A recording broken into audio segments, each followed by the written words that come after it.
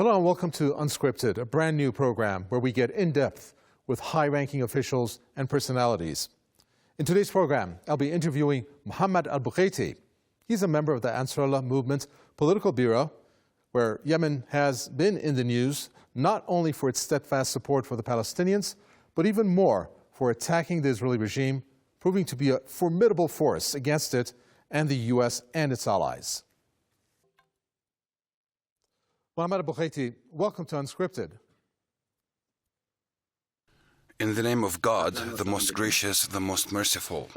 Let me first start out with how the Yemeni army has been active in the past days and has actually fired ballistic missiles, in particular hitting Tel Aviv inside the occupied territories. And it's becoming a almost daily occurrence here. The question comes about, and you've used the Palestine 2 missile, by the way, which is highly effective. Why have you increased, or why has the Yemeni army increased targeting Israel in as many days and has increased those targets inside Tel Aviv in particular?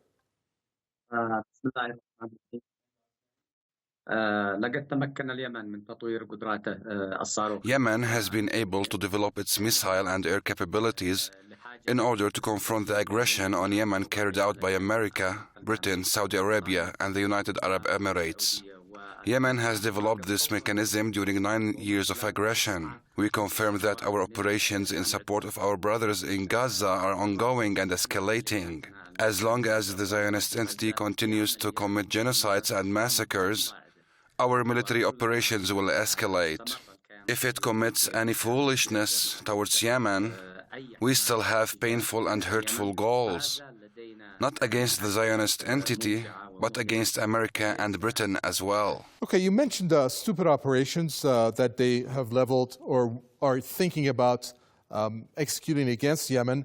Let's look at the gains and losses when it comes to the whole scenario, militarily speaking. In terms of the strategy that's being executed by you, we've seen the increased activity, but the amount of damage has been minimal in comparison to what the U.S., the Israeli regime, and its allies have incurred on Yemen. Just purely on a gain and loss basis, Yemen has suffered more in terms of the damages than the types of damage it has incurred on the Israeli regime. Do you then still think that your strategy, militarily speaking, is a successful one? Quite the opposite. When calculating the losses between Yemen and the Zionist entity and its allies, we find that the losses of America, Britain, and the Zionist entity are much greater. First, Yemen was able to impose an economic blockade on the Zionist entity and was able to close the port of Eilat. Yemen was also able to strike security of the Zionist entity, and the security of the Zionist entity is one of the most important reasons for its existence. In addition, Yemen was able to strike the prestige of the American army by thwarting the mission of its alliance. This alliance was unable to achieve its goals. In fact, we were able to strike the American fleet from near the Yemeni coast. This was a major morale blow to America. In addition, the costs of confronting our air and missile strikes, whether deep inside the Zionist entity or at sea, are very expensive, more than the costs of Yemen. Also, our military operations in support of our brothers in Gaza have strengthened internal unity in Yemen. If we calculate the losses of the internal wars in Yemen and the region that were ignited by America, Britain, and the Zionist entity, we will find that their losses are much greater. Our gains from this battle are very great, while the other side's losses are great, whether in military, morale, or economic terms. In addition, Yemen has won on the moral front because America, Britain, and the Zionist entity have been exposed before world public opinion. America can no longer act under titles such as human rights, protecting freedoms, or spreading democracy, after it has become the protector and defender of genocide committers, while Yemen has appeared to be the defender of freedoms and rights. There's no denying the fact that Yemen has come out continuously supporting Palestinians. The goal of the operations, again, military operations against the Israeli regime, and you mentioned the U.S. as well, have been successful. But when it comes to the Israeli regime itself, in particular, when we take a look at the missiles and the types of missiles that have been used, the Palestine II, when it entered the scene, was very effective in what it did. Why don't you double up more and increase your military attacks against the Israeli regime instead of doing it incrementally? بالتأكيد عملياتنا العسكرية وباستخدام الصواريخ. Certainly, our military operations using hypersonic ballistic missiles will increase in quantity and in terms of developing their performance. And this is the reality of the situation. If we compare the number of our military operations after the Al-Aqsa flood and now, we will find that our military operations are escalating. Striking the security of the Zionist entity costs this entity a lot. For example, the use of these missiles at night caused millions of Israelis to enter shelters. Therefore, their impact is very great, and our goal is to pressure the Zionist entity to stop the crimes of genocide. Let's take a look at what the Israeli Minister of Military Affairs, Israel Katz, has said in a form of a warning. Quote, "We will inflict a devastating blow to the Houthi terrorist organization in Yemen. We will hit its strategic infrastructure and behead its leadership." This is a very strongly worded warning coming from the Israeli regime, especially with the use of the word behead the leadership. What's your reaction to that? Is Yemen worried? Is the Yemeni army worried about a warning like that coming from Israel? Certainly not, because we only fear God. Rather, we feel safe and secure, because we have escaped God's punishment since we support those oppressed in Gaza. In return, we confirm to the Zionist entity and its American and British supporters that we have the ability and the courage to strike vital targets, whether those of the Zionist entity, America, Britain, or the leadership. And if they want to make it a war of leaderships, we are present and have the ability and courage to respond in kind and return the hit doubled. الجرأة على الرد بالمثل والرد رد الصاع صاعين.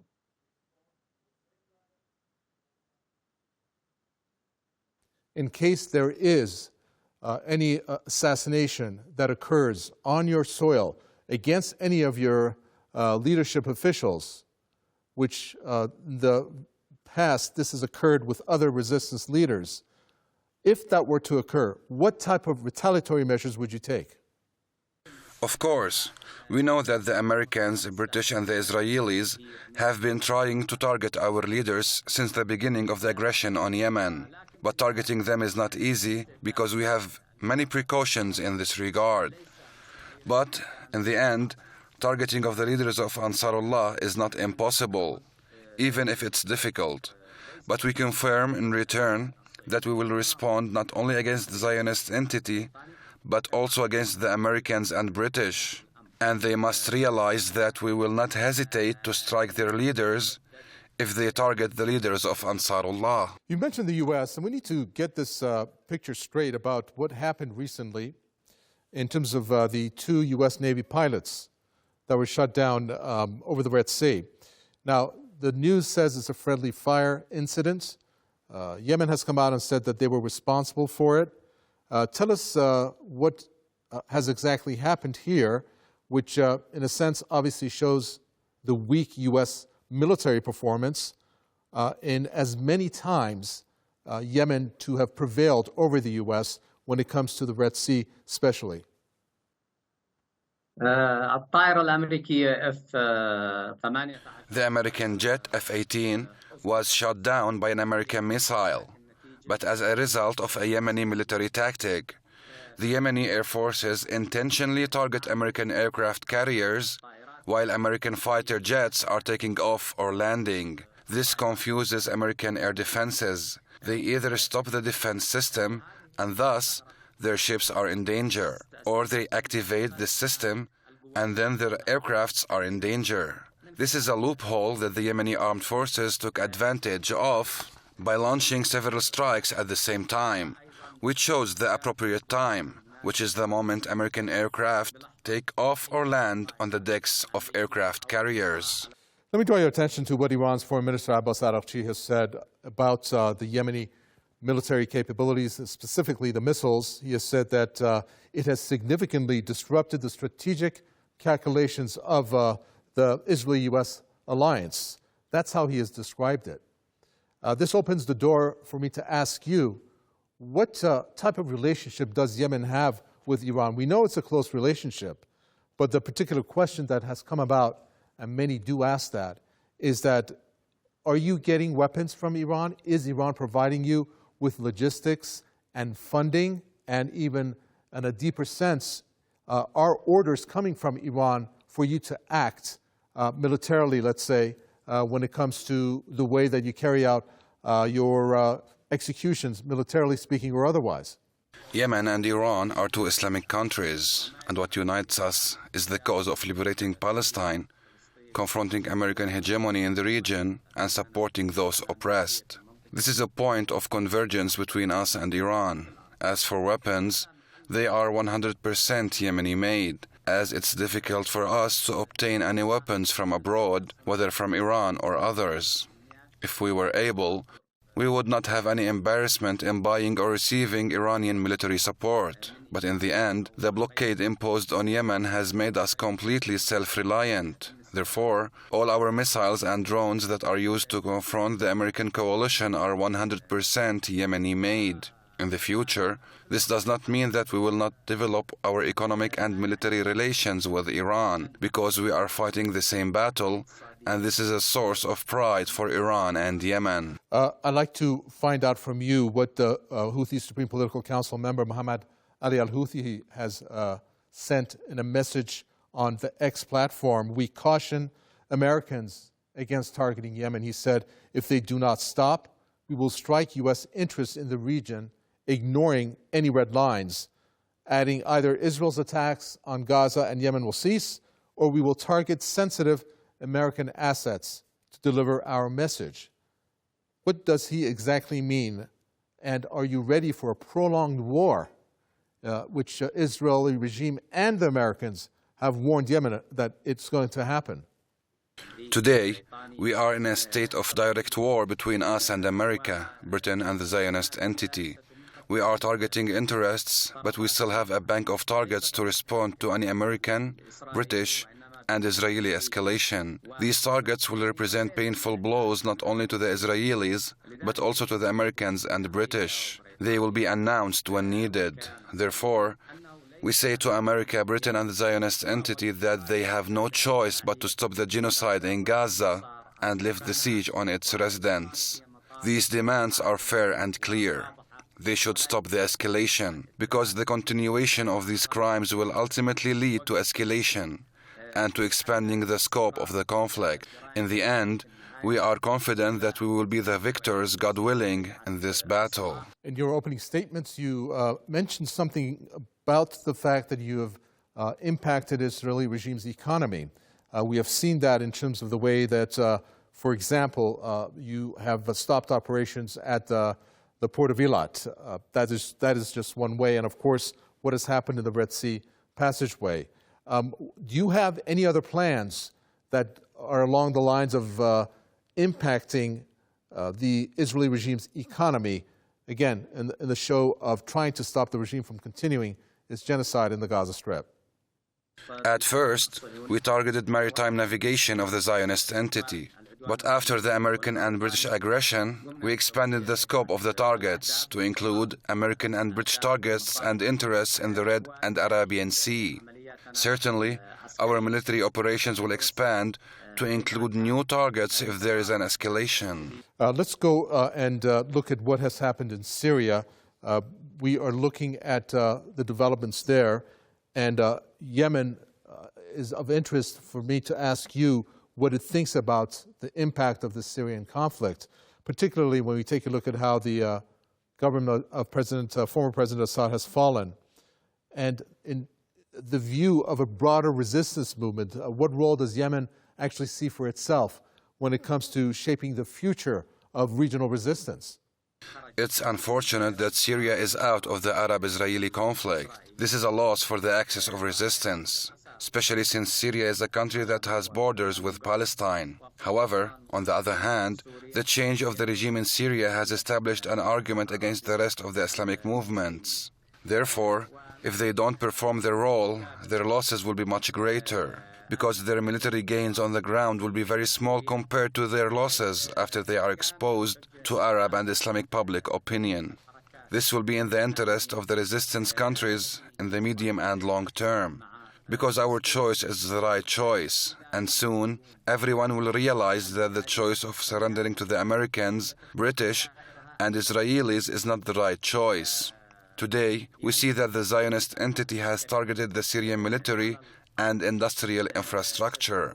It has also penetrated the most important Syrian lands, most notably the Mount Hermon region, which is considered a very important military region. It has also penetrated the Yarmouk Basin, which feeds the Yarmouk River and the Jordan River. This confirms that the choice of surrendering to the Zionist entity is not the right choice. The announcement by the new authority in Syria that it will not allow anyone to launch military operations against the Zionist entity will not benefit it. Also, its focus on restoration will not provide protection, and it will remain targeted by the Zionist entity or its allies. Therefore, we advise everyone to change their strategy in confronting this enemy. We refer to the issue of China. At a certain stage, China was focusing on development and had made great accomplishments in that domain. But at the end, Britain launched an aggression against China in order to continue smuggling opium into China. China lost that confrontation because it was not focusing on the strategy of confrontation, self-reliance, and defending its achievements. Therefore, it lost, and China did not regain its leadership except when it focused on developing its military capabilities. Also, changing its military doctrine to confront any external threat. Therefore, the coming days will reveal that the choice of the Islamic groups, that if they decide to surrender to the Zionist entity, this will be a wrong choice. We recall what happened in Egypt when the Muslim Brotherhood came to power in Egypt and accepted to recognize the Zionist entity. It also established diplomatic relations with this entity. What happened? It lost everything and was completely removed from the Egyptian political equation because it abandoned its project. Therefore, we advise Islamic movements throughout the Islamic world not to lose their projects and identity in exchange for hopes of achieving rapid development, because this goal will not be achieved and what happened in Egypt will be repeated. Well, those are very good points that you make in terms of surrendering to the Israeli regime and the U.S., hence the sovereignty will be given up. But one particular point you made was about how the Israeli regime has targeted the Syrian infrastructure. This goes back to my question, what if your infrastructure, which has happened in the past, is targeted, such as oil facilities, such as electrical outposts and basic infrastructure? The Yemeni economy can't sustain these types of damages that will be inflicted on it. Do you think that Yemen will be able to survive large-scale military operation by the U.S. and the Israeli regime and their allies? Yes, of course. We do not deny that Yemen has received painful blows, but in return, Yemen has dealt painful and hurtful blows not only to the Zionist entity, but also to America and Britain. This is the nature of wars, and we work according to God's words. Do not weaken in pursuit of the enemy.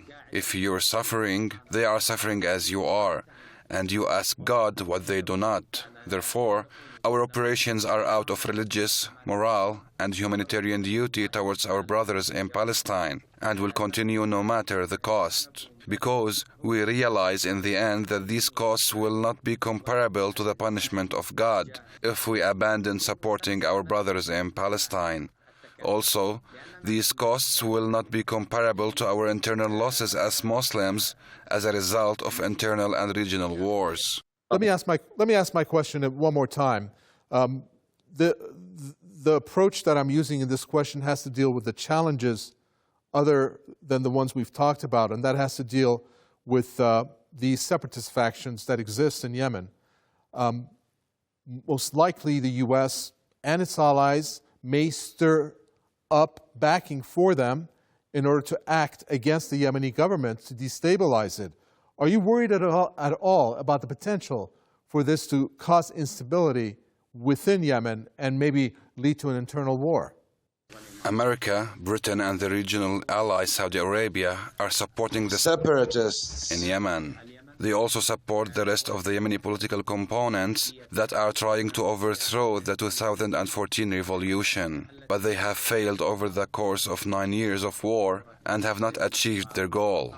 Rather, Yemen has been able to develop its air and missile capabilities and has become capable of striking deep inside Saudi Arabia and the United Arab Emirates. If America resorts to this option again to explode the internal fronts, and it will lose its allies inside Yemen. Why? Because Yemen has developed its military capabilities. In addition, Yemen's support for Gaza has strengthened internal unity and the cohesion of the internal front. Therefore, today, most of the Yemeni people, including those living in the occupied provinces, stand with the Sana'a government. America and Britain will lose their allies inside Yemen. If the regional war erupts and they demand Saudi Arabia and the United Arab Emirates to launch a new aggression against Yemen, they will also lose their regional allies. Therefore, we notice that America and Britain are hesitant about igniting internal and regional fronts because they realize that this will lead to the loss of all their allies in the region. All right, so basically the threat that the U.S. and the Israeli regime have leveled against Yemen in the past couple days, you are saying that they will not follow through with targeting Yemen in the way that you've described it, but they have said, in form of a warning to Yemen, to be ready for a large-scale war. If that happens, will Yemen be able to weather this out the same way that it did in the war that was imposed on it for the 9 years that had many countries involved? Certainly. America is constantly trying to ignite the internal and regional fronts. But there are fears among the Saudi and Emirati regimes of suffering great losses in their oil infrastructure, because any such adventure will result in the destruction of all oil and gas fields, as well as airports and ports belonging to Saudi Arabia and the United Arab Emirates. Therefore, they desire and want this thing, but in return, they are hesitant because of the negative consequences on them. Their allies in Yemen are afraid of losing everything, especially after they realized that most of the Yemeni people stand with the Sana'a government. In addition to this, the fighters affiliated with them on the front lines have lost their combat doctrine. Many of them have become ready to join the forces of the Sana'a government. Therefore, they desire this option but fear its consequences. Yemeni missiles is something that the U.S. and the Israeli regime and their allies want to stop Yemen from using.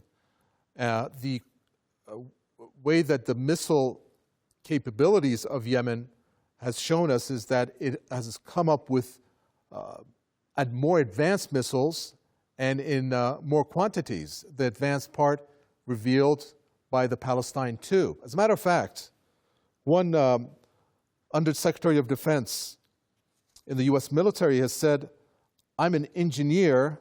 What I've seen of what the Houthis have done in the last 6 months is shocking, that they have used more advanced weapons, including missiles, which can do amazing things." Has Yemen and the Yemeni military shown the extent of their capabilities? And if not, is the U.S. and the Israeli regime aware of the types of capabilities and abilities that the Yemeni army has? There is a difference between those who buy missiles and those who produce them. Yemen is constantly and rapidly developing its missile capabilities. We are using the Zionist entity and the American and British fleets as a testing ground to develop these capabilities. For example, Yemen was able to increase the speed of the missiles and also provide them with maneuvering techniques, which made intercepting them more difficult. The speed of our development of our missile and capabilities is faster than the development of America and the Zionist entity of their defensive capabilities. Therefore, every time the Americans, British and Israelis are surprised by Yemen's rapid development of such capabilities. Also, these hypersonic missiles that we use to strike deep inside the Zionist entity will soon be used to strike American fleets, especially American aircraft carriers, which will be almost incapable of shooting them down. Therefore, they must review their calculations and rush to stop the crimes of genocide in Gaza, because this option is the right option and in the interest of all parties, including America and Britain. Our goal at this stage is still limited to stopping the crimes of genocide in Gaza and lifting the siege on its residents. If you were to find yourself in a war that is going to be stretched out for a period of time, do you have the capabilities militarily, whether it's missiles or otherwise, to sustain a long war? Yes, of course, because we have a large strategic stockpile of missiles and drones. In addition, the production process is proceeding at an accelerated and increasing pace, whether in terms of increasing production or increasing accuracy, speed, and the ability to bypass enemy defenses. The European Union has made an announcement that is moving to actually designate the Ansarullah Movement as a terrorist entity, something which the U.S. has done. I'd like to get your reaction on that, because this is interesting for the pledge that you have made to the Palestinians in your effort to stop the Israeli regime from continuing its genocide, but it's you that's being targeted to be designated as a terrorist entity. Of course, this classification is wrong, because terrorists are those who are committing genocide and those supporting them and protecting them, not those who are seeking to stop such crimes. But in general, this classification is useless, because we have become in a state of war not only with America, Britain and the Zionist entity, but also with NATO. They are doing everything they can to confront Yemen, not only since the Al-Aqsa flood, but since the aggression on Yemen in 2015. They believed that they could win within days, weeks, or a month at most, but they failed to achieve that goal. And we have proven on the ground that Yemen has the ability to continue the war and conflict, and that the balance of power has been shifting in Yemen's favor since that date till now. Therefore, they must review their stances, because every strike directed at Yemen strengthens Yemen and its armed forces. We may be looking at a time at some point for the genocide in the Gaza Strip to stop.